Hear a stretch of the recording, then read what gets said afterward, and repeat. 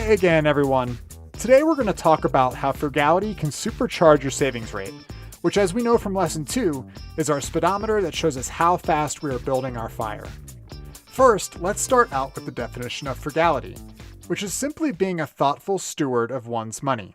When we are working towards fire, frugality is a fantastic muscle to build as it allows us to optimize money's usefulness as a tool in our lives through increasing our savings rate. Frugality is so important that if you are not a good steward of the money you have, there is a good chance that you will probably never be financially independent, or it will take you much, much longer to get there. Before we go on though, let's change the way we look at money. I used to think money was simply a means to purchase goods and services, but frugal people see their money in a different way. To quote Viki Robin, author of the classic book, which I highly recommend to you all, Your Money or Your Life, money is something we choose to trade our life energy for. Our life energy is our allotment of time here on Earth, the hours of precious life available to us. When we go to jobs, we are trading our life energy for money.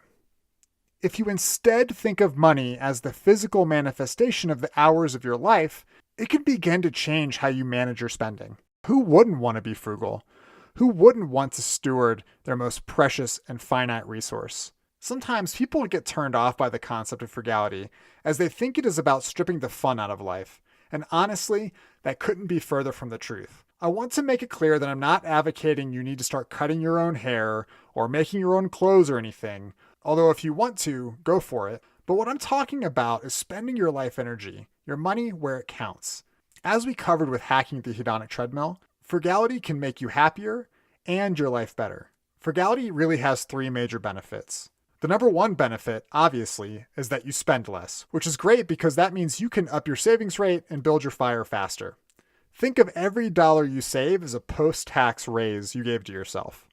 2, and this is my favorite one, it compounds. For every flex of your frugal muscle and small spendy habit you change, not only do you change it at that moment, but you change that habit for the rest of your life, bringing down your total cost of living and therefore down the amount of money you need to support your lifestyle forever. This is the most important benefit regarding achieving fire, and we'll come back to this one in a second. And the third one is you get the hidden, quote, frugal bonus of doing something the slightly harder way. For example, if you build something you need or want instead of just buying it, you just learned a skill and therefore just grew a little bit as a person. You will now have that transferable skill in your trick bag and you saved money. How cool is that? An easy example of this is cooking. If you cook at home instead of eating out with the goal of saving money, you also sharpen your cooking skills and you get the extra, quote, frugal bonus of eating healthier, as restaurant food oftentimes is very unhealthy. Through the frugal bonus, you will also tend to appreciate that possession or service more. By being frugal, you get the double combo of both growing as a person and receiving more satisfaction for the things you do in a frugal way. For this lesson, we're going to focus specifically on benefit number 2, how frugality compounds. And we're going to look at that using an example that many of us are accustomed to, eating out. According to the Bureau of Labor Statistics, the average American household spends an average of $3,008 a year on eating out, which comes to about $250 a month. A normal person might look at that $250 and only think they are spending $250, but not you, my friend. Now that you are a thoughtful steward of your money, you also see the opportunity cost lost in a purchase which gives you very little in return. You also understand that habits compound. Someone with a habit like this doesn't usually just spend $250 a month on eating out and then $50 the next month. They do it for their whole life if it's left unchecked. So let's take a look under the hood on this spendy habit and calculate the opportunity cost. Since many of us use a decade as the amount of time that they are shooting to become FI, let's look at the opportunity cost of someone who decides to cut their eating out budget down from $250 to $100 a month. If you add up $150 saved a month, it comes out to $18,000 in a decade. If you're saying, well, that's not much money, let's look at the opportunity cost lost of not investing that money. So if this person invested this $150 instead of putting it into a cash account every month, assuming reasonable 8% annual return, that turns that $18,000 into $28,000. Here's my favorite part about this equation. A 4% yearly withdrawal on $28,000 is $1,100 a year, or a little over $90 a month. Meaning that in a decade, by being more thoughtful about spending at restaurants, this person has essentially saved enough money to cover their current eating out budget forever. Let's take this a step further just for fun.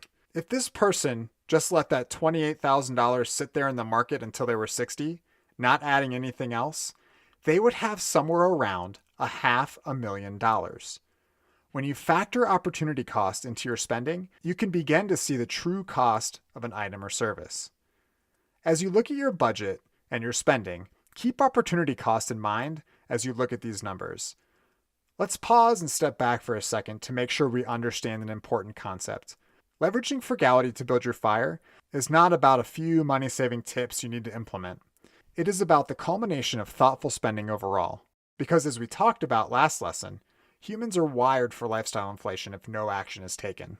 Frugality is the power tool we use to stop and deflate the enemy of the savings rate, lifestyle inflation, on our hedonic treadmill. So remember, when you weigh purchasing something, you need to not just calculate the savings itself, but also the opportunity cost plus the compounded savings of changing that habit for the rest of your life. The more things you optimize like this, the more that this compounds. For today's action item, we're going to start tracking your path to fire. Go ahead and make a copy of and start filling out the spreadsheet linked below to start tracking your path to fire. At this point, you should already know from the action items from the past 2 lessons roughly how much money you spend and can begin looking at a full year. Remember, your fire number is roughly 25 times what you spend per year. As with any long-term goal, this number might adjust over time too, so start tracking, adjusting your lifestyle, and saving now. And once you have the spreadsheet set up, begin playing around with changing the amount of money you consume, just to see how that changes things down the road. Do not get discouraged if your savings rate is low. You aren't going to go from a 0 to 75% savings rate overnight. What is important right now is that you at least freeze your lifestyle and continue to analyze your spending every week to see where you can optimize. Remember to focus on the 3 frugality superpowers we talked about today. 1, you spend less and you save more. Frugality compounds, and you get that extra frugal bonus. If you take away one thing from these last few lessons, I want you to remember that achieving fire is just as much about saving as it is about being proactive and living an intentional life. It is about bettering yourself and using everything in your control to leverage your money and time to design a fulfilling life. In the next lesson, we get to the fun stuff, investing. See you there.